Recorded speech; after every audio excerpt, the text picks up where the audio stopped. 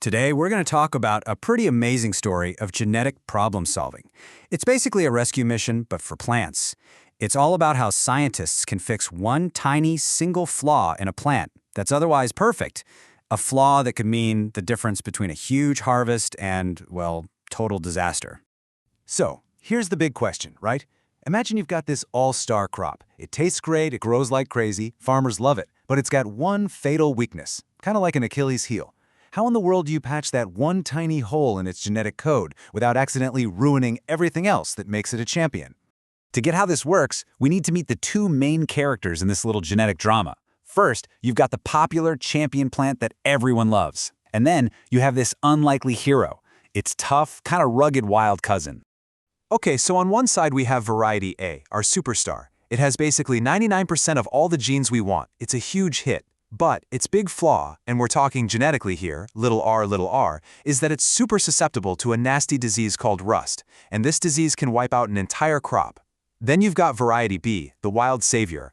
Honestly, it's not much to look at, but it's hiding this genetic superpower, a dominant gene, big R, that makes it totally tolerant to rust. The mission? Get that one big R gene into our champion without any of the other wild stuff.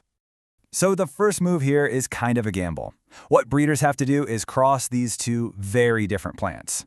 And while that first step sounds simple enough, it actually creates a brand new problem. So, in year one, it all begins. Breeders take our popular but vulnerable champion and cross it with that tough, wild variety. This is just the very first step in what's going to be a long, very careful process. And the result is what we call an F1 hybrid. Now, the good news is, yes, it has the rust-tolerant gene. You can see its genotype is now big R, little r, but here's the big problem. It's a complete genetic mishmash.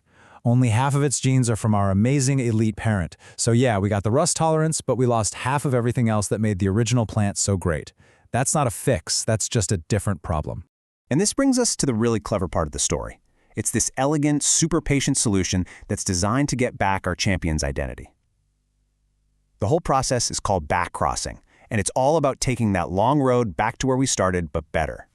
The logic here is actually brilliantly simple. You take that messy F1 hybrid and you cross it back to the original popular parent. Then, from all the baby plants that grow, you only pick the ones that are rust tolerant. And then, you just do it again, and again, and again. It's basically a genetic rinse and repeat cycle. Okay, let's look at that very first backcross, which happens in year two. We take our F1 hybrid, the one with the rust tolerance gene, and we cross it with our original champion, the one with all the other good stuff we want to get back. So this chart here, this Punnett square, shows us what happens with that one rust gene. About half the new plants get that big R gene, so they're tolerant. The other half are susceptible.